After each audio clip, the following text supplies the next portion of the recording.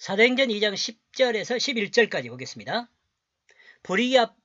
부르기아뿐 아니라 밤빌리아와 애굽과 또한 여러 지방, 그 리비아 아래 구레네와 로마에서 와서 거주하고 있는 우리들이.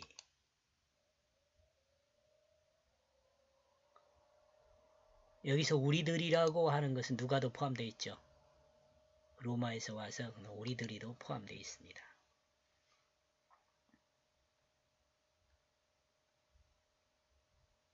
그때 로마에서 누구누구가 왔는지는 모르겠어요.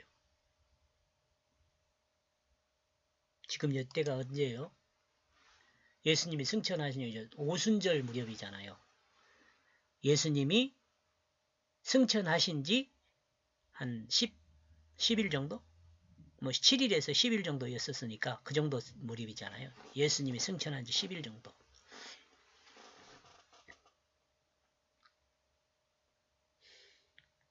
그렇다면 누가도요, 바울에 의해서 전도를 받은 것이 아니라 어쩌면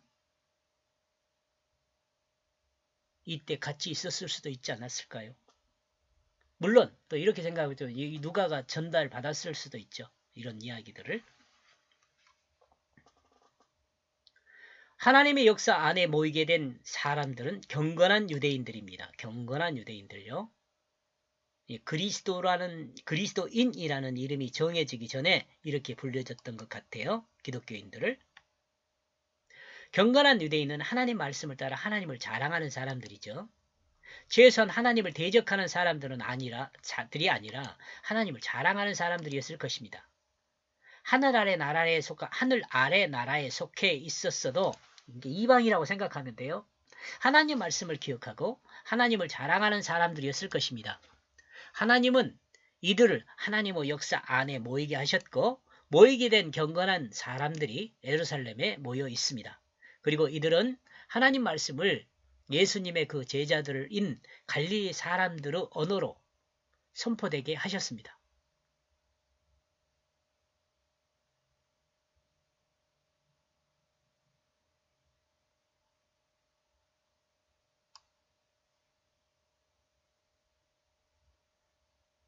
문장이 이상하죠. 예수님의 제자들이 바꿔야겠네요. 예수님의 제자들이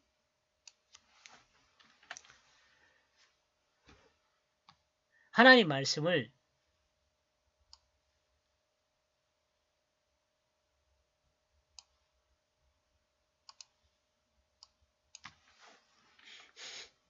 갈릴리 제자들의 언어로 선포하게 하셨습니다.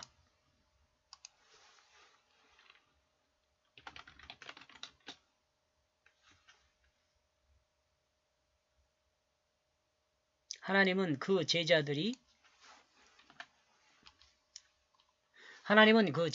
하나님 말씀을 갈릴리 언어로 선포하게 하셨습니다. 그리고 제자들에 의해 선포된 하나님의 뜻을 선포된 하나님 말씀의 그 뜻을 하나님 말씀의 그 뜻을 하늘의 각 나라에서 온 경건한 유대인들 모두 하나님이 전하는 그 뜻으로 이해하게 되었습니다. 여러 나라에서 온 사람들이 각각의 언어로 하나님의 뜻을 들은 이 사실의 역사를 성령의 역사라고 합니다. 성령의 역사라고 해요.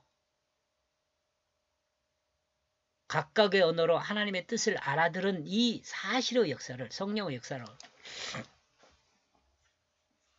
하나님의 뜻의 역사예요. 성경에 들어간 지역의 이름들이 똑같은 말 몇 번 반복할 겁니다.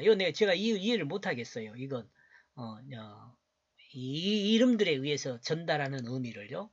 좀 시간을 갖고 더 연구를 해봐야 하지 않을까 그런 생각. 여러분도 한번 해보시기 바랍니다.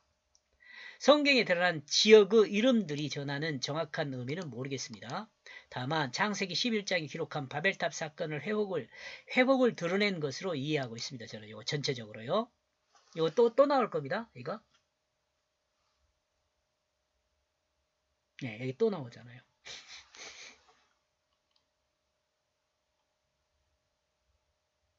11절 유대인과 또한 유대교에서 들어온 사람들과 그레데인과 아라비아인들이 우리가 그들의 말을 듣고 있다. 우리가 그들의 말을 듣고 있다. 이게 서로 교통하는 거죠.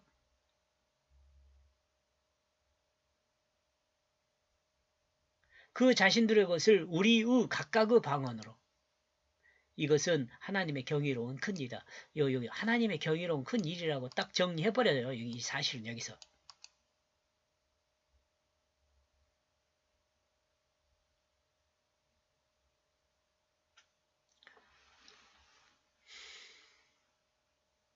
여기서 우리는 제가 아까 좀 이상하게 이야기를 한 것 같은데 여기서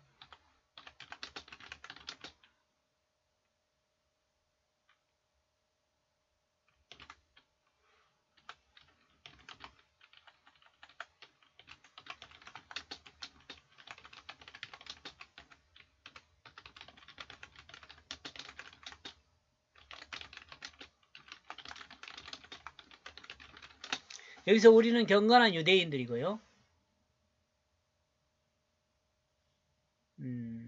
그 다음에 그들은 예수님의 제자들이에요. 혈통적 유대인이 아니라도 그들은 갈릴리 사람인 예수님의 제자들에 의해 선포된 말씀을 하나님의 그 뜻이 무엇인지를 알 수 있었습니다. 듣고 혈통적 유대인이 아니더라도 그들은 경건한 유대인이에요.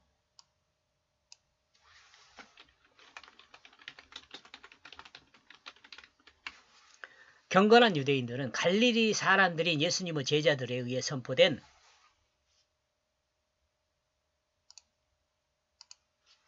말씀을 하나님의 그 뜻이 하나님의 그 뜻이 무엇인지 알 수 있었습니다. 선포된 말씀을 통해 하나님의 그 뜻이 무엇인지를 알 수 있었습니다. 예? 경건한 유대인들이 하나님의 뜻을 알 수 있었다는 거예요. 이들이 언어를 아는 것과 모르는 것은 그렇게 중요하지 않습니다. 이들이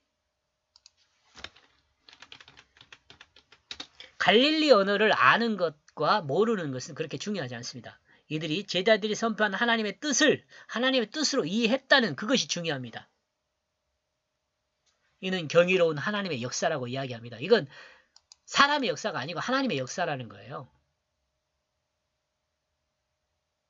창세기 11장 1절에서 11절에 언급한 바벨탑 사건에서 사람들은 하나님의 뜻을 이해하지 못했습니다. 같은 언어를 사용했음에도 이들은 하나님의 뜻뿐 아니라 자신들의 뜻도 이해하지 못했습니다. 그러므로 혼란에 빠지게 됐죠. 그러나 이제 다른 언어를 사용하는 경건한 사람들이 제자들이 갈릴리 언어로 선포하는 하나님 말씀의 그 뜻을 각각의 언어가 다름에도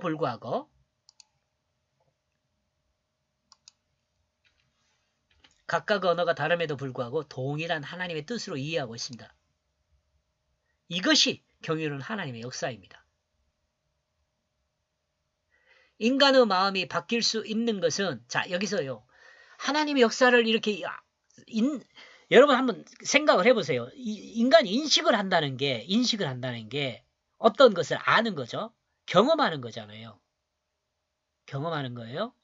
근데 이 경험하는 것이요. 이 다음에 말하는 인간의 마음이 바뀔 수 있는 것은 오직 하나님의 경이로운 역사만이 가능합니다. 이 마음이 바뀌지 않으면요. 옳게 경험할 수가 없어요. 이것은 좀 여러분들이 경험을 많이 해본 사람은 알 수 있어요. 내가 분명히 경험을 했는데 그리고 내가 알고 있는데 그 잘못된 것일 수가 있다 이 말이죠. 내 그 마음에 의해서.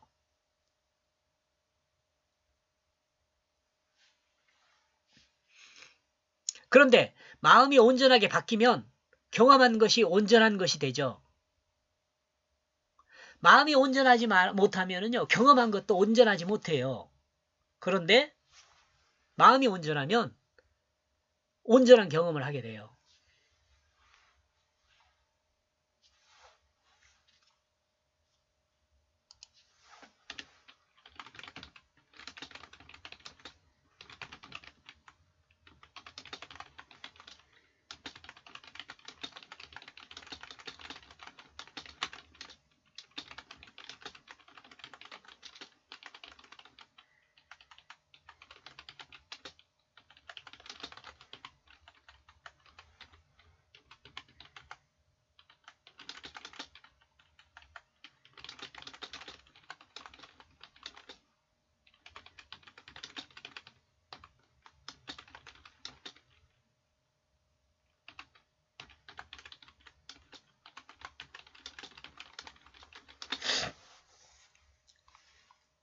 마음이 온전하면 온전한 경험을 할 수 있게 되고요.